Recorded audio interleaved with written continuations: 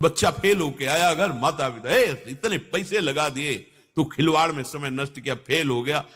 और वो वैसे उसके मित्र जो पास हो गए, वो वैसे ही ऐंठ के चल रहे थे, वो वैसे ही दुखी हो रहा था, अल्प बुद्धि, और ऊपर से आकर श्री सीताराम। मित्रों इस वीडियो में महाराज जी ने उन लोगों के विषय में बातें की हैं जो अच्छे काम तो बहुत करते हैं, लेकिन जब उनको अपने अच्छे काम का फल नहीं मिलता है तो वो अधीर हो जाते हैं। उनके अच्छे कार्यों के ऊपर से श्रद्धा उठने लगती है। तो मित्रों, महाराज जी ने उनके लिए इस वीडियो में कहा है कि फसल अच्छी हो या बुरी, उसको तैयार होने में समय तो लगता ही है। तुरंत बीज बोने से फसल तैयार नहीं हो जाती, उसके लिए अनुकूल परिस्थिति और उचित समय तक का इंतजार करना ही पड़ता है। मित्रों, महाराज जी ने और भी कई उदाहरणों के माध्यम से इस विषय को अच्छे से समझाया है। उन्होंने कहा है कि जब हम कोई अच्छा कार्य कर रहे हैं, पुण्य का कार्य कर रहे हैं, तो उसका लाभ तो हमें मिलना निश्चित है, मिलेगा ही, लेकिन हमें वो अच्छा फल मिलने में इतनी देरी क्यों हो रही है, इसमें कई बातें निर्भर करती हैं। ऐसा हो सकता है कि हमारे पूर्व के पाप अभी हमें घेरे हुए हैं, इसलिए वो हमारे वर्तमान के पुण्यों को फलीभूत नहीं होने दे रहे हैं। इसका ये मतलब नहीं है कि हमारे पुण्यों का फल हमें नहीं मिलेगा, मिलना निश्चित है, मिल के ही रहेगा, हम ना चाहें तो भी मिलेगा। बस उसके लिए हमें उचित समय का इंतजार करना है। मित्रों, महाराज जी ने यह भी कहा है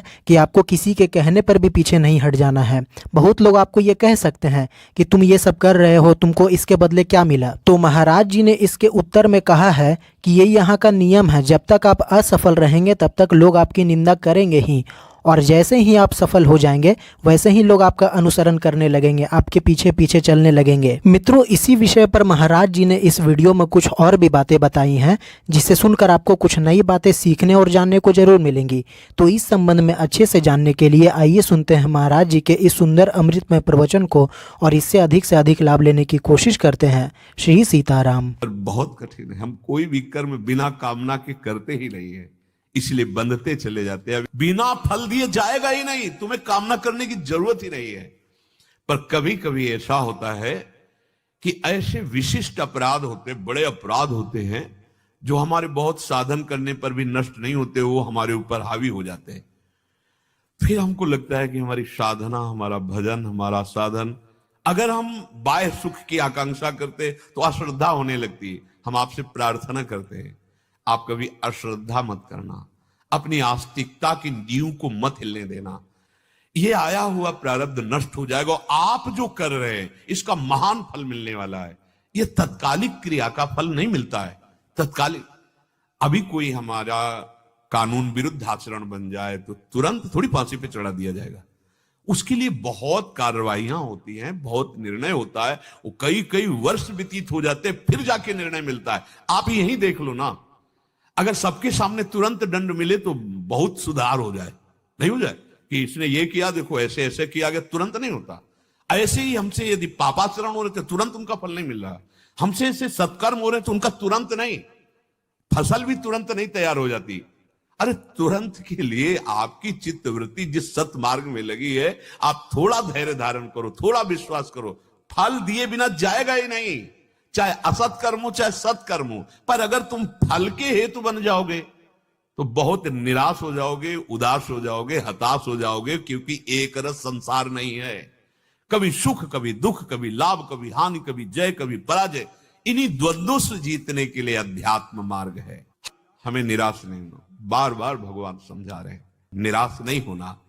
और देखो ये संसार है, जय होगी तो फूलमाला पहनाएगी, और पराजित हुआ तो ये नहीं देखेगा कि जी जान की ताकत लगाकर उसने कोशिश की, अभ्यास किया, नहीं सफलता हाथ लगी। असफलता में जो साथ दे वही सच्चा मित्र होता है। सफलता में तो सब साथ देने, पर पक्की बात समझ लो, असफलता में कोई बिरला ही साथ देता है, धैर्य बंधाता है, नहीं तो हम सबको चाहिए कि साथ देना चाहिए, एक दूसरे का उत्साह वर्धन करना चाहिए। लेकिन जिनको शुद्ध बुद्धि प्राप्त नहीं है, वो उत्साह वर्धन की जगह और निराश कर देते हैं। बच्चा फेल होके आया, अगर माता पिता इतने पैसे लगा दिए, तो खिलवाड़ में समय नष्ट किया, फेल हो गया। और वो वैसे उसके मित्र जो पास हो गए, वो वैसे ही ऐंठ के चल रहे थे, वो वैसे ही दुखी हो रहा था, अल्प बुद्धि, और ऊपर से आकर आपने, और अब वो क्या, उसकी निराशा कहां पहुंचा देगी उसको।